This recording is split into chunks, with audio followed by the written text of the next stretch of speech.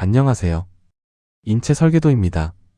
지난 시간 우리는 인체에서 가장 자유로운 관절, 어깨의 첫 번째 붕괴를 보았습니다. 어깨는 고관절처럼 깊은 소켓 안에 박혀있는 관절이 아니었습니다. 작고 얕은 관절화 위에 거대한 상완골 머리를 올려놓고 그 공을 4개의 회전근개 힘줄이 실시간으로 붙잡고 있는 구조였습니다. 하지만 그중 가장 위쪽을 지나는 극상근 힘줄은 견봉 아래의 좁은 터널을 통과해야 했습니다. 팔을 들어 올릴 때마다 힘줄은 뼈 지붕과 상완골 머리 사이에서 눌리고 쓸리고 갈려나갔습니다. 그 결과 중간 각도에서 발생하는 날카로운 통증호가 나타났고 마찰과 염증이 계속되면서 낡고 해진 힘줄은 끝내 툭 찢어졌습니다. 이것이 회전근개 파열이었습니다. 하지만 오늘 다룰 탈구는 그와 전혀 다른 붕괴입니다.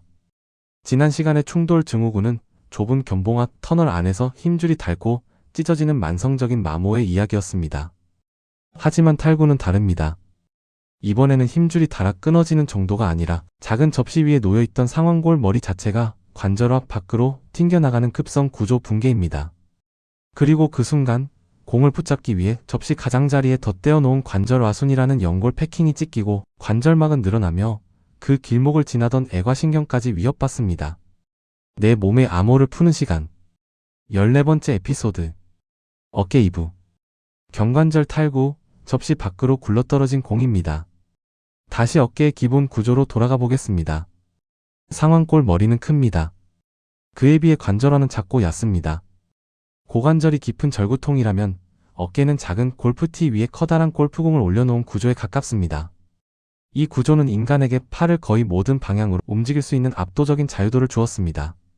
하지만 동시에 상완골 머리가 관절화 밖으로 빠져나갈 가능성을 항상 품고 있습니다. 그래서 인체는 몇 가지 방어 장치를 마련했습니다. 첫 번째는 관절와순입니다. 관절와순은 얕은 관절화, 가장자리에 붙어있는 섬유연골 테두리입니다. 이 구조는 접시의 가장자리를 조금 더 높여 상완골 머리가 밖으로 미끄러지는 것을 조금이라도 늦춰줍니다. 마치 작은 접시 가장자리에 고무 패킹을 덧대어 공이 쉽게 굴러떨어지지 않게 만든 것과 같습니다. 두 번째 방어 장치는 경관절을 둘러싼 관절막으로 상완골 머리와 관절화를 감싸는 느슨한 생체 주머니입니다. 하지만 이 관절막은 고관절처럼 팽팽하고 강한 갑옷이 아닙니다. 어깨가 넓게 움직이려면 관절막은 어느 정도 느슨해야 합니다. 너무 타이트하면 팔을 위로 올릴 수 없고 등 뒤로 돌릴 수도 없습니다. 그래서 어깨의 관절막은 자유도를 위해 일부러 여유를 가진 구조입니다. 그런데 바로 이 여유가 탈구의 약점이 됩니다. 특히 관절막의 아래쪽 부분은 회전근개가 직접 덮어주지 않는 취약한 구역입니다. 팔을 몸통 옆에 붙이고 있을 때는 이 아래쪽 관절막이 접혀 있습니다. 하지만 팔을 옆으로 벌리면 이 접혀 있던 관절막은 팽팽하게 당겨집니다. 이때 아래 관절 상완인대 복합체, 인피리어, 글레노 휴메럴 리거먼트 컴플렉스가 중요해집니다. 특히 그 앞쪽 다발은 팔이 벌어지고 바깥쪽으로 돌아갈 때 상완골 머리가 앞아래로 빠져나가지 못하게 버티는 마지막 안전벨트가 됩니다. 쉽게 말해 팔이 외전되고 외회전될수록 어깨 아래쪽 관절막과 인대는 해먹처럼 상완골 머리를 받쳐야 합니다. 정상 상태라면 이 해먹은 공을 붙잡습니다. 하지만 강한 외력이 들어오면 이 해먹은 늘어나고 찢어지고 끝내 상완골 머리를 놓쳐버립니다. 여기서 지난 시간 보았던 오회견 봉궁을 다시 떠올려야 합니다. 견봉과 오회돌기 그리고 그 사이를 잇는 오회견봉인대는 어깨 위쪽에 단단한 뼈와 인대 천장을 만듭니다. 이 천장은 상완골 머리가 위쪽으로 치솟아 빠지는 것을 막아주는 강력한 방어벽입니다. 하지만 인체의 모든 방어벽은 다른 방향의 약점을 남깁니다.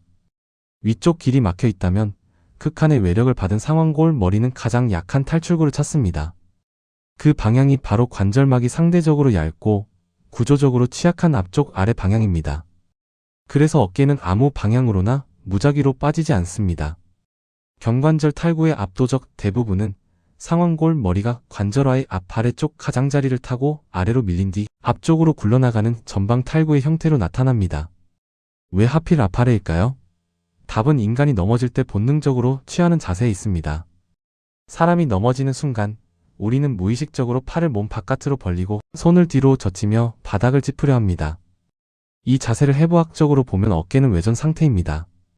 팔이 몸통에서 벌어져 있으면서 동시에 상완골은 외회전 상태입니다. 또한 팔이 바깥쪽으로 돌아가 있습니다. 즉 외전과 외회전이 동시에 걸린 자세입니다. 이 자세는 경관절 전방 탈구의 가장 위험한 궤적입니다. 팔이 벌어지고 바깥쪽으로 돌아간 상태에서 손이 바닥에 닿으면 지면의 충격은 손목과 팔꿈치를 지나 상완골을 타고 어깨로 전달됩니다. 하지만 상완골 머리는 깊은 소켓 안에 갇혀있지 않습니다. 얕은 관절어 앞에 놓인 작은 연골 테두리와 느슨한 관절막, 그리고 주변 힘줄들이 붙잡고 있을 뿐입니다. 강한 힘이 들어오는 순간 상완골 머리는 관절화의 앞 아래쪽 가장자리로 강하게 밀려납니다. 처음에는 관절막이 버티고 아래 관절 상완인대가 팽팽해지고 관절 와수는 공이 넘어오지 못하도록 마지막 테두리처럼 저항합니다. 하지만 힘의 방향과 크기가 임계점을 넘으면 상완골 머리는 그 테두리를 타고 앞 아래쪽으로 굴러떨어집니다. 이것이 전방 경관절 탈구입니다. 이 순간을 작은 접시 위의 공으로 상상해 보십시오. 공이 접시 위에서 살짝 흔들릴 때는 가장자리 고무 패킹이 버팁니다. 하지만 공이 한쪽으로 크게 밀리면 그 공은 접시의 가장자리를 타고 넘어갑니다. 넘어가는 순간 고무 패킹도 같이 뜯겨나갑니다. 어깨에서도 같은 일이 벌어집니다. 상완골 머리가 접시 밖으로 빠져나가는 순간 손상되는 것은 관절막만이 아닙니다. 관절화 가장자리에 붙어있던 관절와순도 함께 뜯겨나갈 수 있습니다. 관절와순은 얕은 뼈 접시를 조금이라도 깊게 만들기 위해 인체가 덧대어 놓은 섬유연골 패킹일 뿐입니다. 작은 접시의 가장자리에 붙어있던 고무 빨판 같은 마지막 방파제였습니다. 하지만 거대한 상완골 머리가 그 가장자리를 타고 넘어가는 순간 이 방파제는 통째로 들려 올라가며 찢어질 수 있습니다. 특히 전방 탈구에서는 관절화의 앞 아래쪽 관절와순이 벗겨지는 방카르트 병변이 대표적으로 발생합니다. 방카르트 병변은 단순한 찢어짐이 아닙니다. 상완골 머리를 붙잡던 접시 가장자리의 방파제가 무너진 사건입니다. 더 나아가 상완골 머리 자체에도 흔적이 남을 수 있습니다. 공이 접시 밖으로 빠져나가는 동안 상완골 머리는 관절화의 앞 아래쪽 모서리에 부딪힐 수 있습니다. 이때 상완골 머리의 뒤가쪽 표면에 찍힌 자국 같은 아픈 골절이 생길 수 있습니다. 이것이 힐삭스 병변입니다.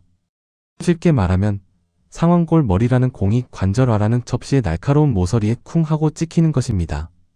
방카르트 병변이 접시 가장자리의 패킹이 뜯겨나간 사건이라면 힐삭스 병변은 공의 표면이 접시 모서리에 찍힌 사건입니다. 문제는 그 다음입니다. 접시 가장자리의 방파제는 낮아지고 공에는 찍힌 홈이 생깁니다. 한번 뜯겨나간 관절와수는 상완골 머리를 붙잡는 능력을 잃습니다. 그대로 두면 다음에는 더 작은 힘에도 공이 같은 길로 나갈 수 있습니다.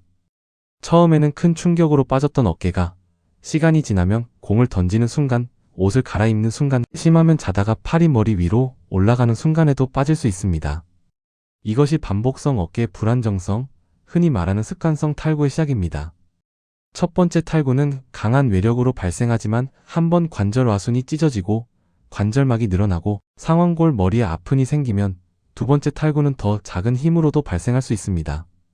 운동 중 팔이 뒤로 젖혀지는 순간, 잠을 자다가 팔이 머리 위로 올라간 순간, 옷을 입으려고 팔을 돌리는 순간, 가벼운 접촉이 어깨에 들어오는 순간, 처음에는 큰 사고였던 탈구가 점점 일상 동작에서도 반복되는 구조로 변할 수 있습니다.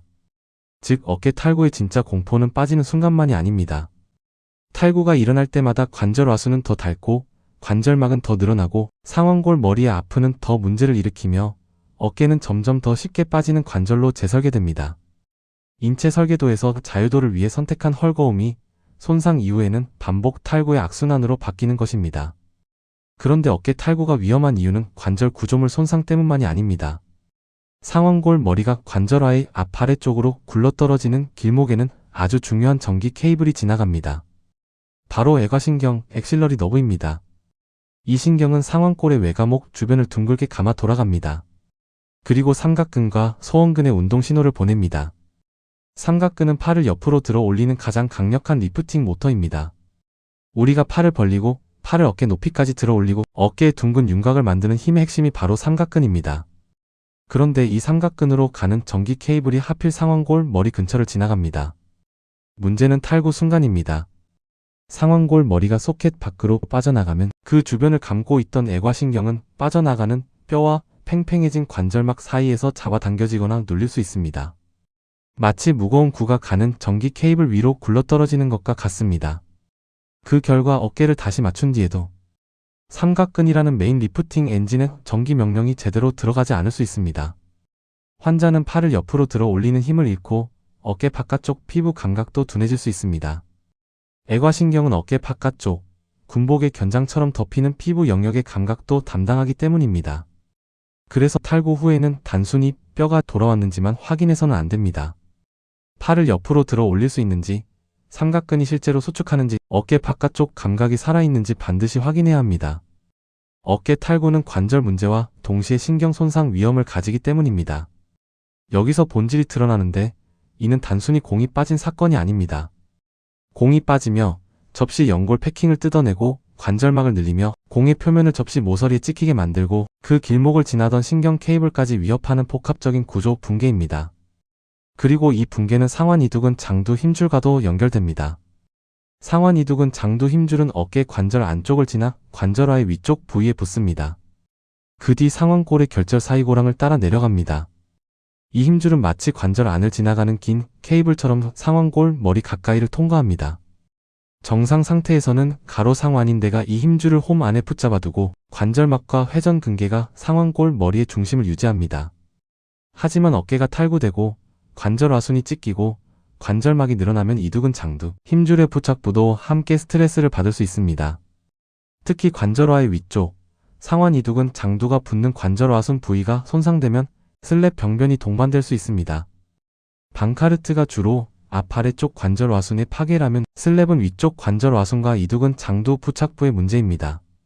즉 어깨 탈구와 불안정성은 관절화순 전체를 위협할 수 있습니다. 앞 아래쪽 패킹이 찢어지고 위쪽 이두근 앵커까지 손상되면 어깨는 단순히 빠지는 관절을 넘어 던지고 들어 올리고 돌리는 동작 전체가 불안정하고 아픈 관절로 바뀌게 됩니다. 이 지점에서 우리는 어깨의 두 가지 붕괴를 함께 보아야 합니다. 일부에서 본 붕괴는 회전근개 파열이었습니다. 이것은 상완골 머리를 중심에 붙잡아두는 힘줄 안전벨트의 파열이었습니다. 2부에서 본 붕괴는 경관절 탈구입니다. 이것은 그 안전벨트와 연골 패킹, 관절막, 그리고 신경전선까지 함께 위협받는 더 큰 구조 붕괴입니다. 둘은 서로 완전히 별개의 사건이 아닙니다. 회전근개가 약해지면 상완골 머리를 중심에 잡아두는 힘이 줄어듭니다. 관절막과 관절화순이 손상되면 상완골 머리가 관절화에 걸려있는 구조적 안정성이 줄어듭니다. 그로 인해 신경이 손상되면 삼각근과 소원근으로 가는 명령이 흔들립니다. 결국 어깨는 뼈 하나, 힘줄 하나, 신경 하나가 따로 움직이는 구조가 아닙니다. 상완골 머리, 관절화, 관절화순, 관절막, 회전근개, 삼각근, 애과신경, 상완 이두근 장두 힘줄이 모두 연결된 하나의 동적 안정화 시스템입니다. 이 시스템이 정상일 때 우리는 팔을 머리 위로 뻗을 수 있습니다. 공을 던질 수 있습니다. 물건도 들어 올릴 수 있습니다. 등 뒤로 손을 돌릴 수도 있습니다. 하지만 시스템 중 하나라도 무너지면 가장 자유로운 관절은 가장 불안정한 관절로 바뀝니다. 어깨의 안정성은 고정된 안정성이 아닙니다. 움직이는 안정성입니다. 다이내믹 스터빌리티. 고관절은 깊은 뼈 소켓으로 버팁니다. 무릎은 십자인대와 반월상 연골로 체중과 회전력을 버팁니다. 하지만 어깨는 얕은 접시 위에 큰 공을 올려놓고 그 공을 실시간 장력 조절로 붙잡는 관절입니다. 이것은 놀라운 설계입니다. 하지만 동시에 매우 위험한 설계입니다. 인체는 어깨를 통해 자유를 얻었습니다. 팔을 머리 위로 들어 올리고 멀리 던지고 도구를 쓰고 세상을 향해 손을 뻗는 능력을 얻었습니다. 허나 그 대가로 어깨는 평생 탈구와 파열의 위험을 안아야 했습니다. 가장 자유로운 관절은 가장 헐거운 관절이었습니다. 그 헐거움을 붙잡는 첫 번째 안전벨트는 회전근개였습니다. 그리고 그 공이 밖으로 빠지지 않도록 마지막까지 버티던 연골 패킹은 관절화순이었습니다. 하지만 힘줄이 찢어지고 관절화순이 뜯기고 관절막이 늘어나고 애과신경이 눌리는 순간 어깨라는 생체 크레인은 중심을 잃고 무너집니다. 이는 자유를 얻기 위해 안정성을 포기한 관절이 치르는 대가입니다. 인체 설계도였습니다. 다음 시간에는 인체의 중심 기둥, 허리와 코어로 이동합니다. 무거운 바벨 하나를 들어 올리는 순간 요추 4번과 5번 사이에는 상상보다 훨씬 큰 지렛대 하중이 집중됩니다. 왜 허리는 가장 강력한 기둥이면서 동시에 가장 쉽게 무너지는지 데드리프트와 요추 하중 계산의 비밀을 해부해 보겠습니다. 다음 시간에 뵙겠습니다.